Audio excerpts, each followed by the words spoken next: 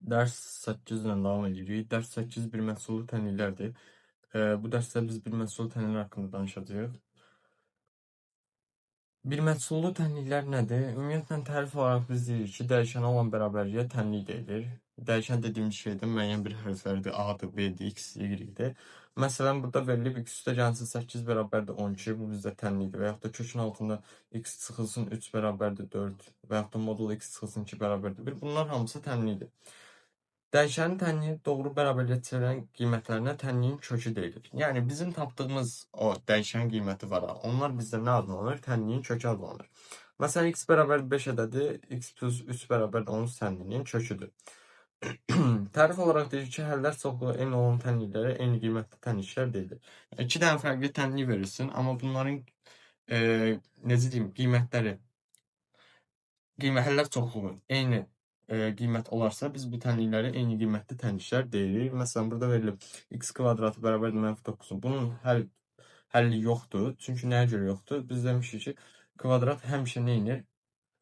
Cüt dərəcədən kvadrat mənfi-də, müsbətdə müsbət edir. Amma bu -9 verib. Ona görə də həlli olmuyor. Və yaxud da modulda x-i gördüyünüz kimi -5 yazıb. Burada da x-in həlli yoxdur. Boş çoxluq qoyulub. Bunların ikisinin də həllər çoxluğu eyni olduğuna görə, boş çoxluq olduğuna görə biz bu tənliklərə eyni güclü tənliklər deyirik. Daha sonra burada nə var? Qeydlərimiz var. Tənliyin hər iki tərəfini sıfırdan fərqli eyni bir ədədə vurmaq və ya bölmək olar. Məsələn, 3x bərabərdir 24 tənliyi verilib. Burada biz hər tərəfi 3-ə bölmüşük. X bərabər nə almışıq? 8 almışıq. Yəni normal qaydada olsa bunun həlli də 24-ü 3-ə böləndə 8 alınır. Və yaxud da istənilən bir ədədə də vura bilərik, amma iki tərəfdə eləmək lazımdır. Yəni bir əməl eləyirsə, məsələn, tənliyin həlli yolunu rahatlaşdırma məqsədindən hər hansısa bir ədədə vurursa, bölürsə, bunu bərabərliyin iki tərəf üçün də eləmək lazımdır. Bir tərəf üçün eləyib, bir tərəf üçün eləməyəndə artıq cavabı almaq mümkün olmayacaq. Tənliyin həll yolu səhv olacaq. Tənliyin həddinin işarəsini dəyişməklə bərabərliyin bir tərəfini o bir tərəfinə keçirmək olar. Bu da bizim bildiyimiz məşhur qaydalardandır.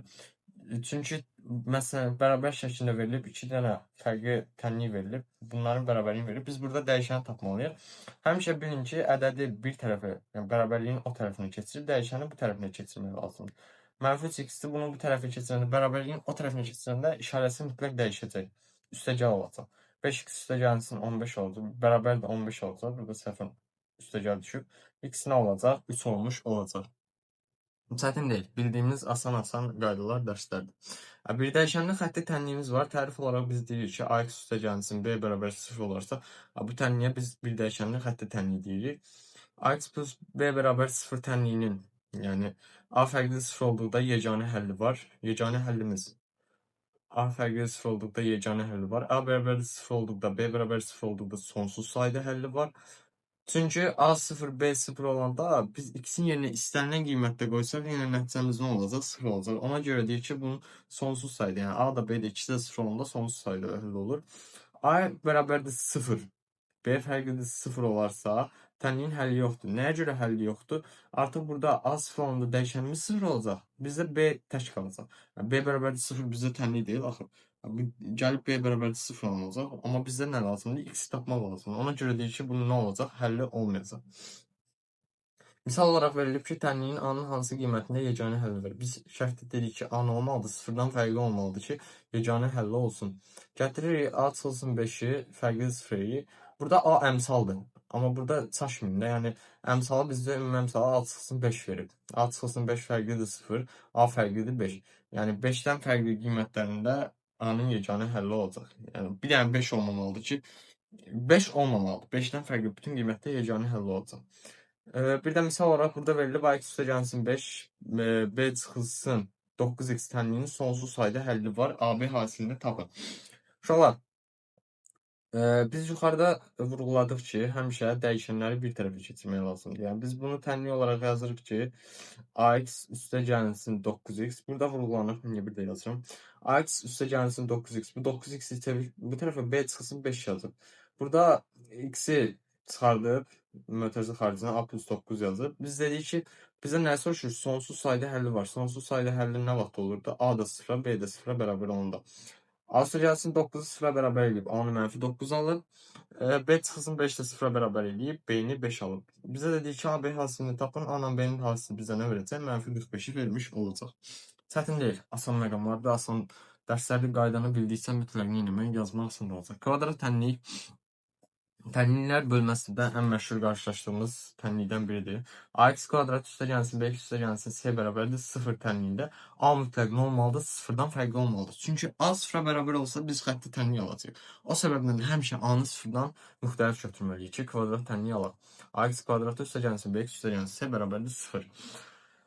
Əgər b 0 və ya c 0 olarsa, hər ikisi sıfıra bərabər olarsa, alınan kvadrat tənliyi natamam kvadrat tənliyi alınır. Yəni ax kvadratı bərabərdir 0 alınır. Bu da bizdə dedik ki, hansı tənlik adını alacaq? Natamam kvadrat tənliyi adını alacaq. Burada A birinci həddin əmsalı, B ikinci həddin əmsalı, C isə nədir? Sərbəst həll adlanır. Kvadrat tənliyin həlllərinin tapılması. Kvadrat tənliyin həllini necə tapırıq?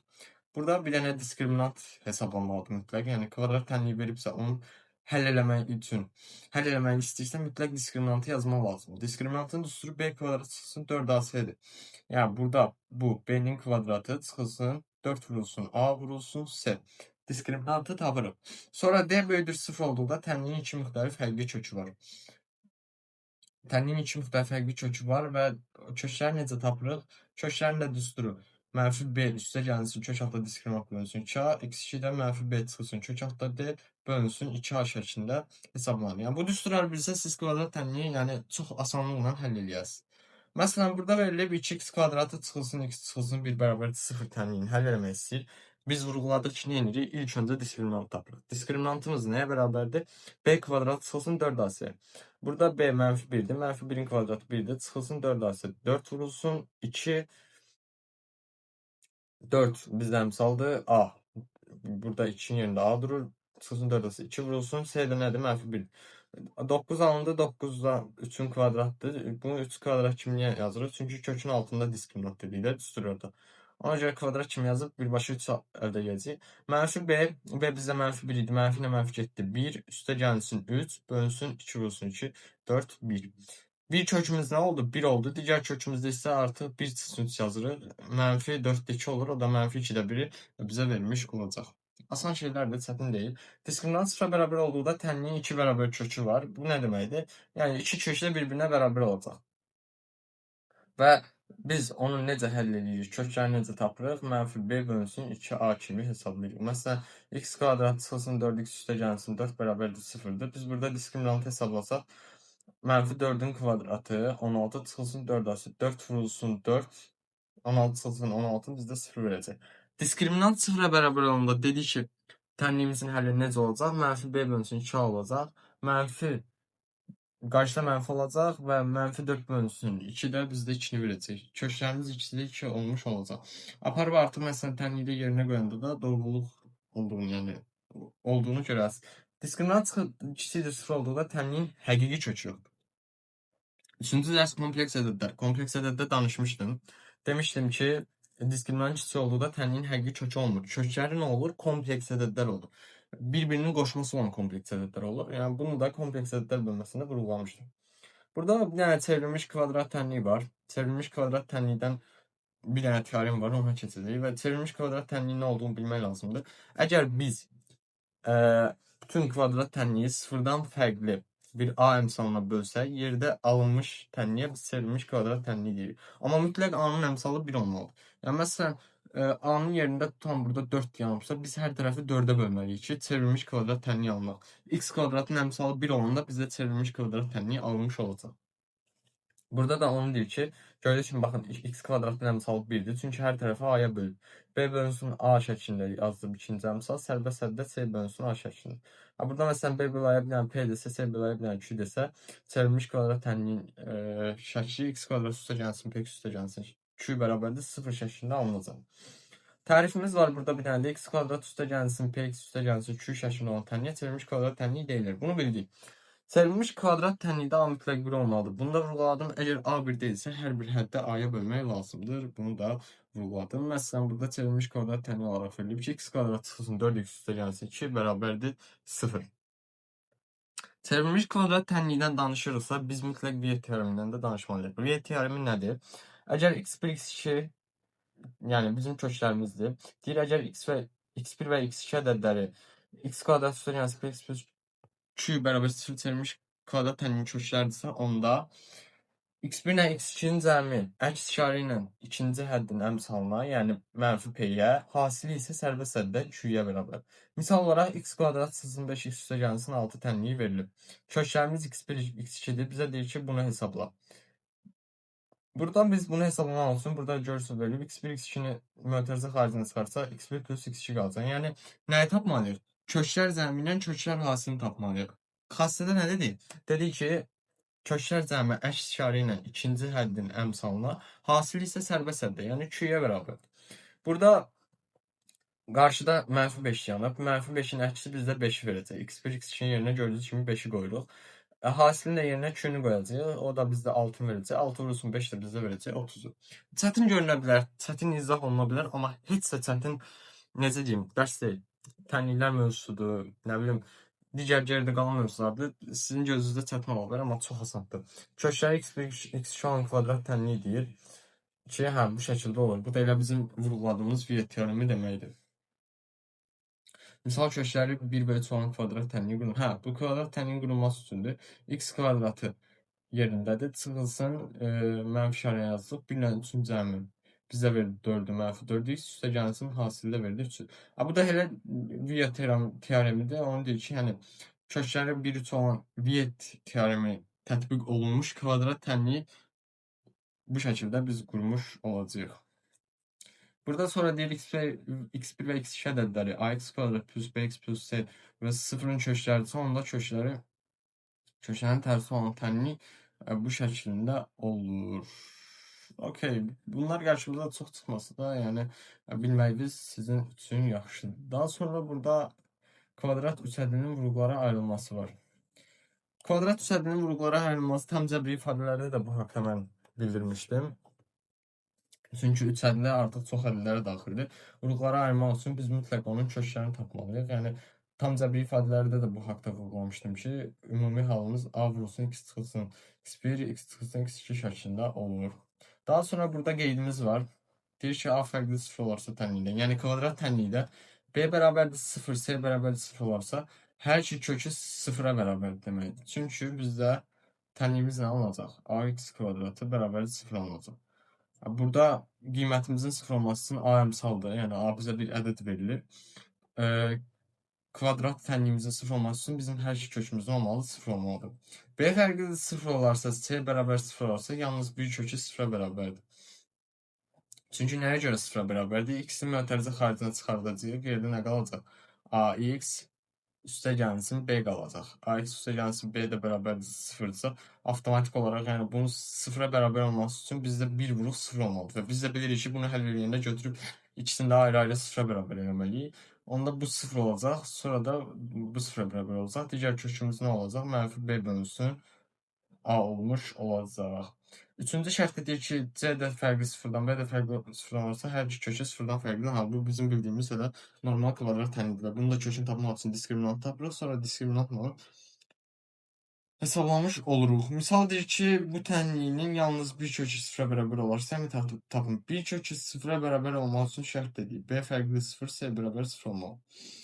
Biz asan yoldan gedək, yəni c-ni 0-a bərabər eləyək. C-ni 0-a bərabər eləsək, n kvadrat çıxsın 4 bərabər 0 olacaq. Biz alacaq ki, bir kökümüz mənfi 2, bir kökümüz müsbət 2 olacaq. Amma biz yuxarıda nə dedim ki, b fərqli 0 olmalıdır. M çıxsın 2 0 olmalıdır. M fərqli 2 olmalıdır. Ona görə biz 2 kökünü götürə bilmirik. M bərabərdir 2 kökünü götürə bilmədiyimizə görə də, yəni bu şərti, birinci şərtimizi pozduğuna görə də bizdə cavab nə olacaq? M bərabərdir mənfi 2 olacaq. Deyir ki, kök 0-a bərabər olsa m tapın, m bərabər nə olacaq? Mənfi 2 olacaq. Bir kvadrat tənliyi var. Burada bir kvadrat tənliyi nədir?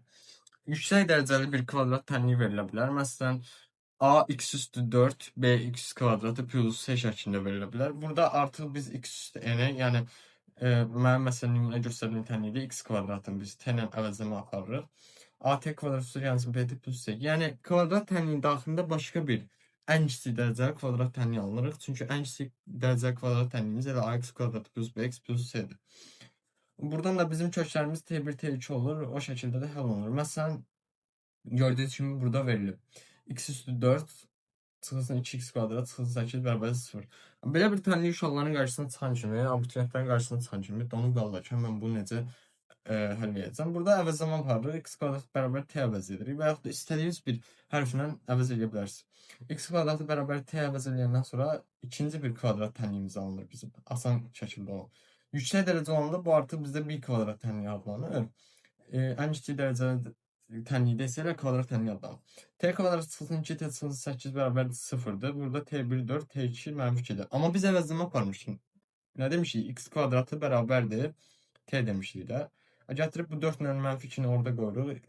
Bu -2 ilə bunun həlli olmayacaq. Çünki nəyə görə? Kvadrat heç vaxt mənfi qiymət alına bilməz. Kvadratdan mənfi də, müsbətdən müsbət qiyməti verməlidir. X kvadrat 4-dən də bizim kökümüz -2 ilə müsbət 2 olmuş olacaq. Daha sonra rasional tənliklər var. Rasional tənliklər kəsr şəklində olan tənliklərə deyilir. Yəni kəsr surətdə, məxrəcdə dəyişən olur, amma kəsr şəklində olur. Burada da gördüyünüz kimi verilib ki, px bölünsün 2x şəklində olan tənliklərə deyilir. Bunları həll eləmək üçün biz, yəni sıfıra bərabər eləmək üçün iki şeyə diqqət etməliyik. Bir, məxrəci sıfıra çevirən köklərimiz atılıb. Çünki nəyə görə? Bu bölmələrdən danışırıqsa mütləq D-müqəni, dəyişən mümkün qiymətlərini nəzərə almalıyıq və həmişə kəsr formasında olan tənliklərdə məxrəc sıfırdan fərqli olmalıdır. Gördüyünüz kimi, burada da qeyd olunur ki, məxrəc sıfırda çevirən köklərimiz atılır. Amma surətimiz elə sıfıra bərabər olunub, köklərimiz tapılır. Məsələn, burada verilib, deyir ki, biraz yaxınlaşdıraq, x kvadrat üstə gəlsin 2x çıxılsın 3, bölünsün x plus 3 bərabərdir 0 tənliyidir. Burada nə elədik? Bunu sıfıra bərabər elədik və məxrəci nə elədik? Sıfırdan fərqli götürdük. Kökümüz nə oldu? 1 oldu.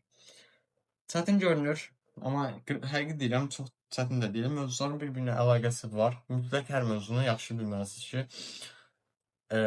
riyaziyyatı həm nəticənizi yaxşı eləyəsiniz, həm də yaxşı şəkildə başa düşə biləsiniz.